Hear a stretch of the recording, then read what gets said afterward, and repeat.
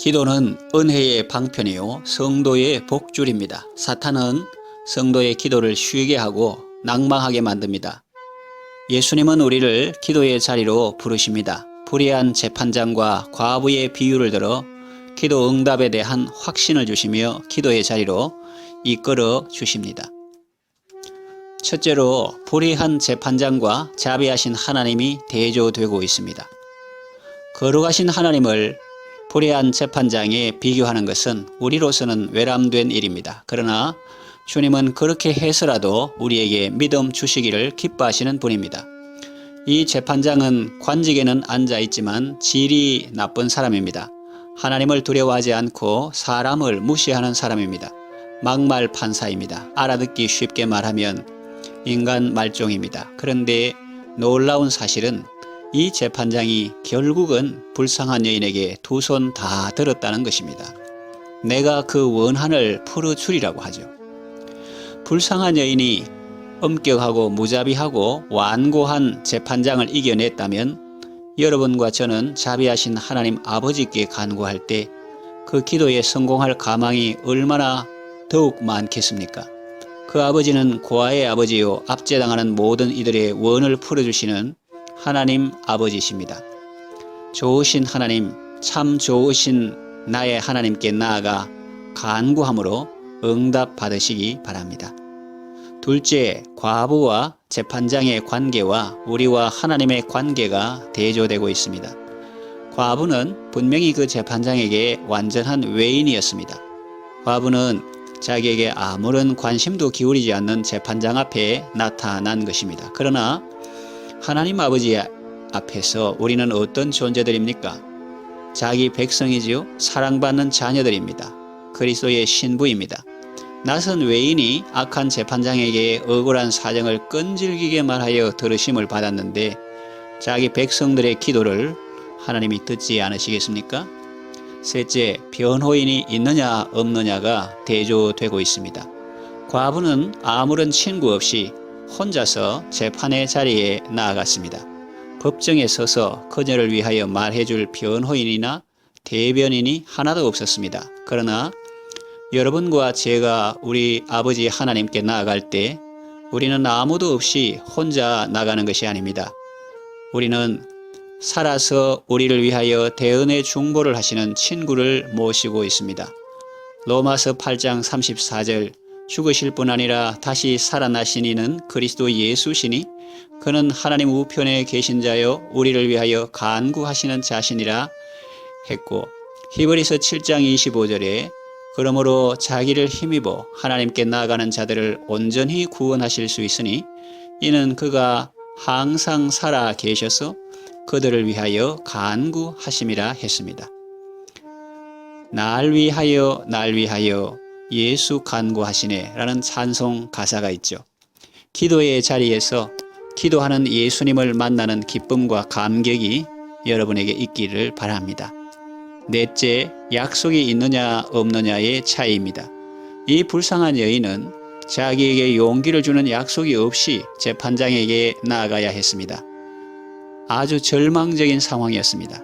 그러나 여러분과 제가 하나님 앞에 나아갈 때에는 기도 응답의 약속을 받은 상태에서 나가는 것입니다. 구하면 들으시고 찾으면 찾을 것이라 하셨습니다.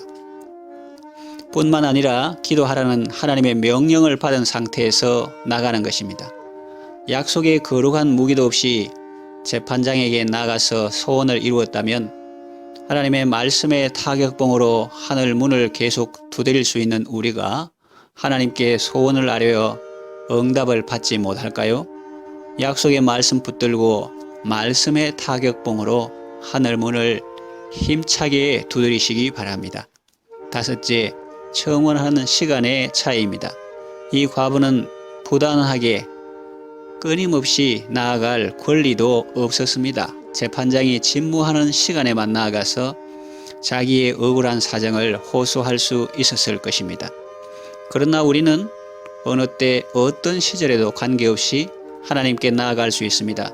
우리는 하나님께 밤낮 부르짖을 수 있습니다. 왜냐하면 하나님께서는 우리에게 쉬지 말고 기도하라고 명하셨기 때문입니다.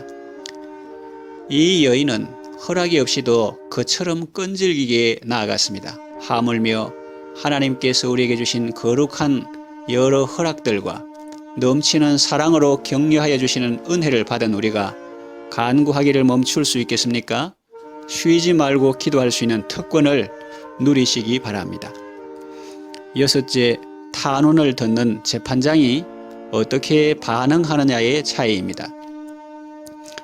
이 불쌍한 여인은 졸라댈 때마다 재판장을 격동케 하였습니다. 그녀의 말을 들을 때마다 재판장은 분노 어린 표정을 지었습니다. 이런 무의미한 여자 때문에 내가 성가심을 당해야 하다니. 그러나 하나님은 우리가 간청할 때마다 화를 내시기는커녕 오히려 기뻐하시는 분입니다. 성도의 기도는 하나님의 귀에 음악과 같습니다. 쉬지 않고 복락을 간구하시기 바랍니다.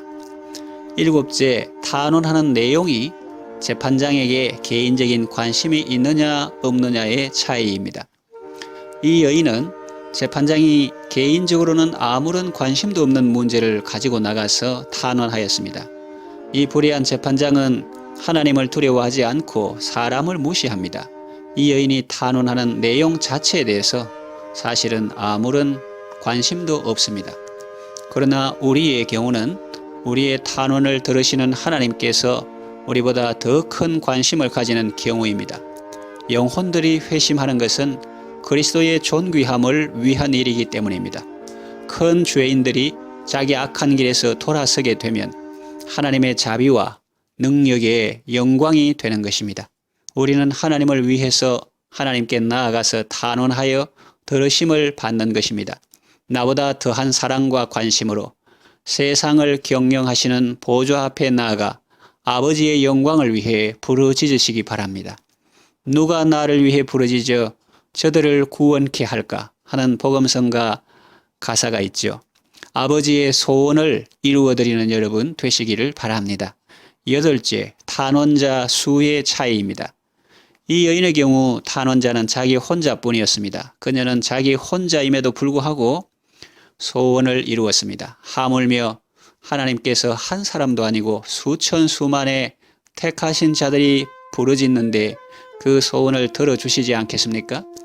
두세 사람이 합심하여 기도하면 그 기도하는 일이 이루어질 것이라는 약속이 있는데 만일 어느 교회에서 전 교인들이 이런 모를 영혼들과 함께 하나님께서 당신의 약속을 이루어 주시기를 간절하게 소원하면서 기도한다면 그 기도가 얼마나 더 잘 이루어지겠습니까?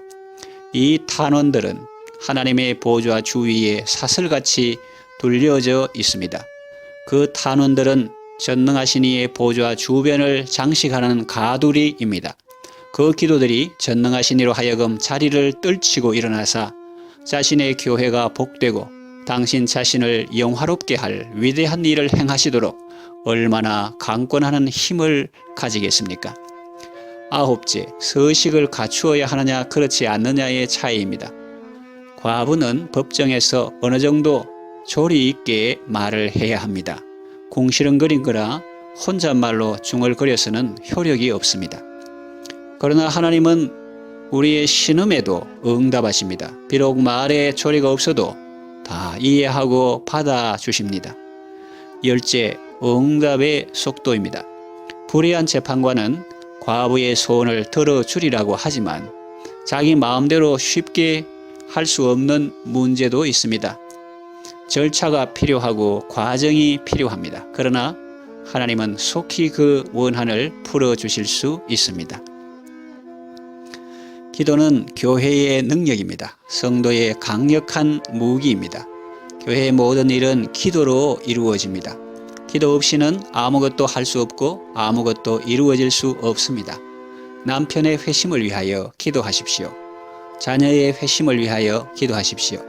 이 지역에서 하나님의 이름이 거룩히 여김받고 하나님의 나라가 이루어지고 하나님의 뜻이 이루어지도록 간절히 기도하십시오. 지금 기도하시고 저녁에도 기도하시고 아침에도 기도하십시오. 진정한 믿음이 있다면 계속 기도하고 문 앞에서 끝까지 기다리며 두드리십시오.